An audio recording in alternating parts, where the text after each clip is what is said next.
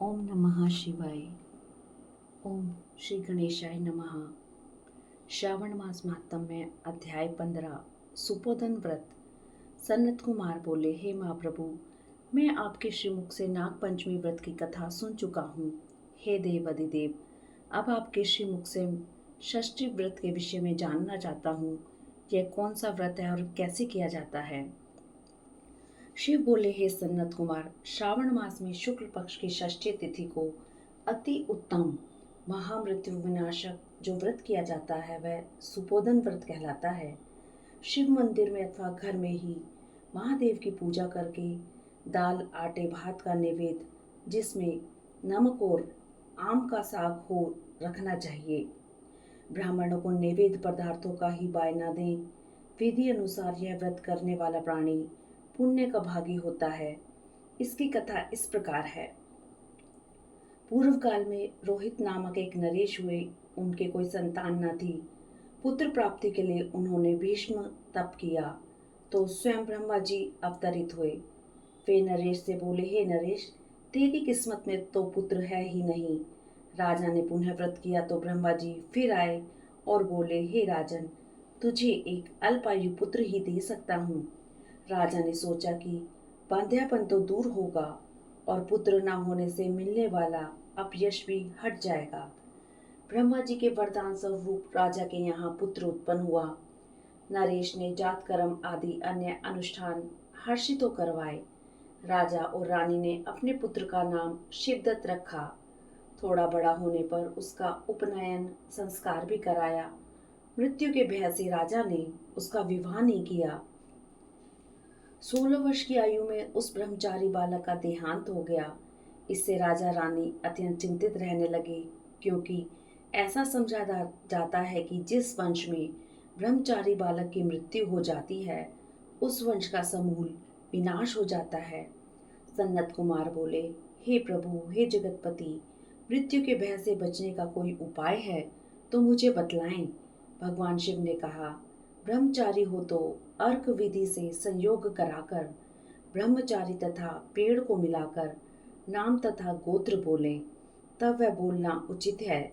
मैं मरे हुए ब्रह्मचारी की आत्म शांति के हितार्थ नैसर्गिक व्रत करता हूँ।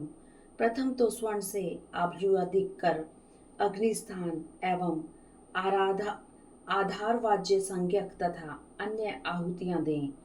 हवन के पश्चात व्रत के अनुष्ठान हितार्थ फल पाने के लिए व्रत धारक अग्नि एवं विष्पति का घी से हवन करें। स्विष्टकृत हवन के पश्चात होम करना चाहिए। हवन के बाद वह बोले, मैं अर्क शादी करूंगा। स्वर्ण द्वारा आभ्युदायिक करके पीपल की टहनी और शव को हल्दी तथा तेल के लेप कर पीले सूत से लपेटें। शव को 2 पीले कपड़ों से ढक दें। अग्नि जलाकर विवाह पद्धति से आधारांत हवन करने के बाद अग्नि बृहस्पति काम की 4 व्याहुतियों से हवन करके स्विष्टकृत संज्ञक होम करके उसके बाद कार्य को पूरा कर दें। नियम अनुसार पीपल की शाखा और मृतक शव का दाह कर दें। मरा न हो परंतु मरणासन हो तो यह व्रत 6 साल तक करें। 30 ब्रह्मचारियों को नई कौपीन तथा प्रत्येक को 1-1 हस्त लंबा कर्ण मात्र का कृष्णाजनित दान करें। उन्हें खड़ाऊ छाता गोपी चंदन मणि प्रवाल माला तथा आभूषण आदि भी प्रदान करें। इस क्रिया के करने से कोई बाधा नहीं आती है। शिव बोले, हे पुत्र, तब नरेश ने इस विधि को ब्राह्मण से सुनकर सोचा कि यह विशेष अर्क विवाह मुझे बिल्कुल भी नहीं भाया। विवाह का प्रधान होना ही ठीक है। मैं तो नरेश हूँ, परंतु इसे कोई अपनी पुत्री देगा तो मैं उसे अनंत रत्न व आभूषण दूंगा। उसी नगरी में एक ब्राह्मण का निवास था। उसकी दूसरी पत्नी अत्यंत ही कुटिल और चालाक थी। उसकी प्रथम पत्नी का देहांत हो गया था। उसने लालच में आकर राजा को अपनी मरी हुई सोत की कन्या, जो केवल 10 वर्ष की ही थी, शादी के लिए दे दी। राजा ने बदले में उसे 1 लाख रुपया दिया। राजा के कर्मचारी उस लड़की को शमशान भूमि में ले गए, जहां पर राजपुत्र का शव रखा था। वहां पर मृत राजकुमार से उसका विवाह कर दिया गया। तब उसे राजा के लड़के की देही के साथ जलाने की तैयारी होने लगी। इस पर वह लड़की उन कर्मचारियों से बोली कि आप यह क्या कर रहे हैं।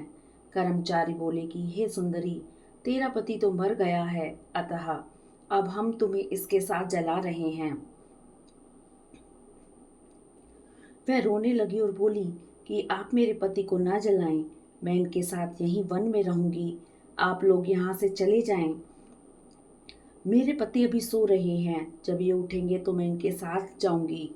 लड़की की वाणी सुन राजा और अन्य कर्मचारीगण वहां से चले गए। नगर के वृद्ध एवं बुद्धिमान लोगों ने सोचा, अब तो नारायण ही इस सोत पुत्री की रक्षा करेंगे। सौतेली माँ ने तो इस कन्या को बेचा है। जब सब लोग चले गए तो वह बालिका शव के पास बैठकर रुदन करने लगी और शिव पार्वती को पुकारने लगी। भगवान शिव उस बालिका की करुण वाणी सुन पार्वती सहित नंदी पर सवार हो उस वन में वहां पहुंचे जहां बालिका रुदन कर रही थी। बालिका ने जब शिव पार्वती को देखा तो वह उठ खड़ी हुई। उसने सोचा कि अब मेरे पति जी उठेंगे। उसने प्रभु से कहा, क्या मेरे पति जी उठेंगे? उसकी वाणी से आर्द्र हो उठे प्रभु ने कहा, हे बालिके, तेरी माँ ने तो सुपोदन व्रत किया था।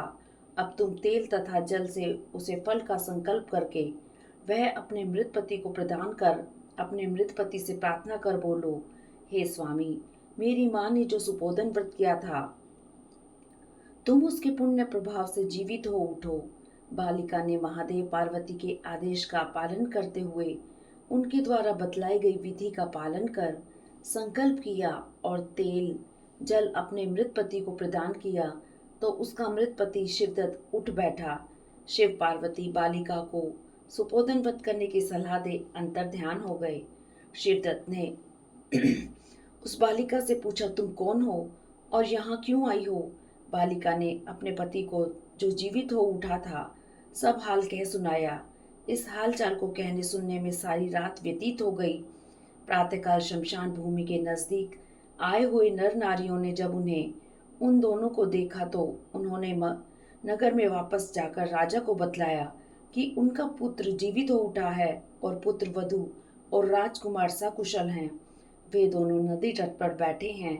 नरेश यह सुनकर अति हर्षित हुआ और वह दल बल और बाजे गाजे सहित नदी के तट पर उन दोनों को लेने जा पहुंचा। जनता ने भी हर्षित हो राजा की स्तुति की और उनको बधाई दी, परंतु राजा अपने पुत्र वधू पर अत्यंत ही प्रसन्न था, क्योंकि उसकी प्रभु भक्ति से ही उसका पुत्र जीवित हो गया था। राजा ने जनता से कहा, हे नगरवासियों, मैं तो एक अत्यंत ही तुच्छ जीव हूँ। आप सब लोग भी मेरी पुत्र वधू की स्तुति करें, क्योंकि उसकी प्रभु भक्ति से मेरा पुत्र पुनः जीवित हुआ है। तब राजा और रानी ने अपने पुत्र वधू और पुत्र को गले लगा लिया।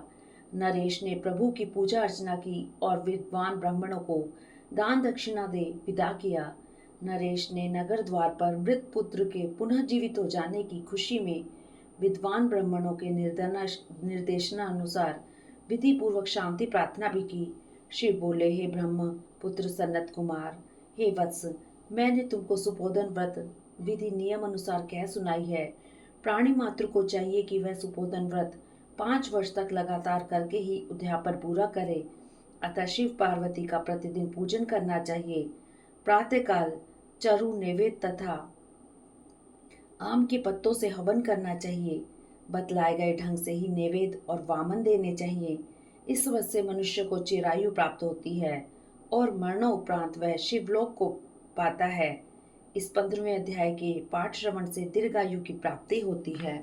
ओम नमः शिवाय, ओम नमः शिवाय, ओम नमः शिवाय। ओम पार्वती पते हर हर महादेव की जय। ओम नमः शिवाय।